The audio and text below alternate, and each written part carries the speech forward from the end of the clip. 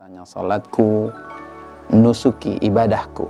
Dalam beberapa tafsir yang dimaksud nusuki di sini adalah kurbanku. Wa mahyaya, dan hidupku, wa mamati, dan matiku adalah lillahi rabbil alamin. Dalam ayat ini Allah Subhanahu wa taala menyebutkan 4. Salatku, kurbanku, hidupku, dan matiku adalah untuk Allah Rabbil alamin.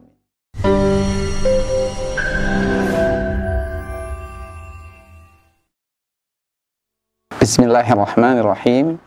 Assalamualaikum warahmatullahi wabarakatuh. Alhamdulillah, wassalatu wassalamu ala rasulillah wa ala alihi wa sahbihi wa man tabi'ahu wa wala. Saudara-saudaraku sekalian yang berbahagia, ada sesuatu yang begitu mahal dari peristiwa pengorbanan Nabi Ibrahim alaihissalam dan putranya Nabi Ismail alaihissalam dalam kaitannya momen Idul Adha yang akan kita hadapi. Dia bukan sekedar kurban yang pahalanya besar yang akan menyelamatkan kita nanti di yaumul akhir, masuk ke dalam surga. Tetapi ada yang jauh lebih besar dari itu. Apa? Yaitu melalui syariat kurban ini, salah satu hikmahnya adalah kita mengetahui apa hakikat tujuan hidup kita. Siapa yang mendapatkannya, maka dia akan mengetahui hakikat dari syariat ibadah kurban ini. Allah Subhanahu wa taala mengingatkan dalam Al-Qur'an surat Al-An'am ayat 162. A'udzubillahi minasyaitonir rajim. Qul inna salati wa nusuki wa mahyaya wa mamati lillahi rabbil alamin.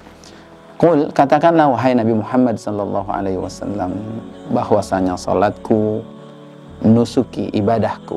Dalam beberapa tafsir yang dimaksud nusuki di sini adalah kurbanku, wa mahyaya, dan hidupku, wa mamati, dan matiku adalah lillahi rabbil alamin. Dalam ayat ini Allah Subhanahu wa taala menyebutkan 4. Salatku, kurbanku, hidupku, dan matiku adalah untuk Allah Rabbil alamin. Ayat ini memang turun terkait dengan orang-orang musyrikin yang mereka itu beribadah, berkurban, mempersembahkannya untuk patung-patung berhala mereka. Maka Allah Subhanahu wa taala memerintahkan kepada Nabi Muhammad sallallahu alaihi wasallam untuk mengatakan kepada mereka bahwa dalam Islam lebih mulia kita persembahkan untuk Allah ternyata bukan sekedar salat, bukan sekedar kurban, tapi bahkan hidup dan mati. Dalam kaitan ibadah kurban ini kita banyak mendengar di mana Allah menggandengkan antara ibadah salat dengan kurban. Fashalli li rabbika wanhar. Maka salatlah ikhlas karena Tuhanmu dan berkurbanlah. Dalam ayat ini pun Allah menggandengkan inna salati wa nusuki. Sesungguhnya salatku dan kurbanku. Salat itu adalah hablum minallah, kurban itu adalah hablum minannas. Ternyata untuk mencapai sebuah hasil tujuan, yaitu Islam itu adalah berserah diri, menyerahkan diri kita untuk Allah Rabbul Alamin, itu adalah intisari dari ajaran Islam. Itu adalah tujuan dari hidup kita dan tidak mudah untuk meraihnya. Maka dalam ayat ini Allah Subhanahu wa taala memberikan isyarat tahapannya. Yaitu yang pertama adalah jadikan salat kita ibadah hablum minallah kita, ibadah yang paling utama. Ya, ibadah yang secara urut mungkin tidak bisa dipisahkan dari kehidupan kita. Ya, karena meskipun kita sakit, meskipun kita sedang musafir, bahkan saat kita sedang perang sekalipun, salat ini tidak bisa dipisahkan.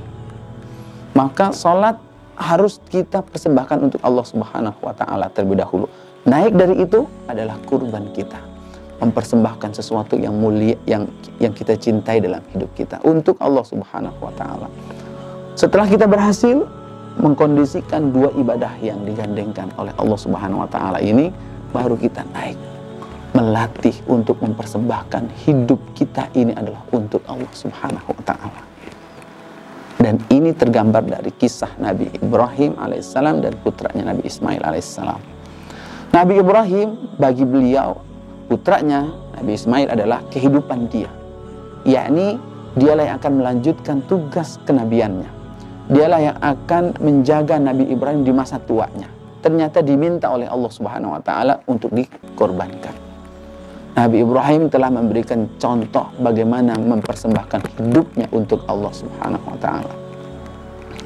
Lalu kemudian setelah seseorang sudah bisa mengorbankan sesuatu yang mulia, sesuatu yang dia cintai dalam kehidupannya ini, yaitu adalah barang yang dia paling cintai, bahkan nyawanya, itu untuk Allah Subhanahu wa Ta'ala, baru dituntut kepada sesuatu yang lebih berat lagi. Apa itu? Wa mamati lillah, yaitu matiku. Boleh jadi kalau kita bandingkan hidup kita persembahkan untuk Allah Subhanahu wa Ta'ala, boleh jadi banyak yang bisa melakukannya.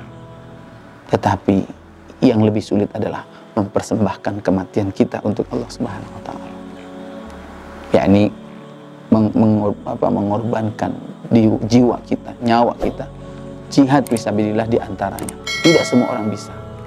Menghantarkan husnul khatimah kita untuk Allah Subhanahu wa Ta'ala, itu adalah puncak dari kehidupan yang paling susah, yang paling sulit untuk kita persembahkan untuk Allah Subhanahu wa Ta'ala. Dan itu akan bisa diraih ketika kita sudah memulainya dari salat kita, kurban kita, hidup kita, baru kemudian mati kita. Nabi Ismail telah memberikan contoh teladannya. Mati pun, nyawa pun rela diserahkan untuk Allah Subhanahu wa Ta'ala.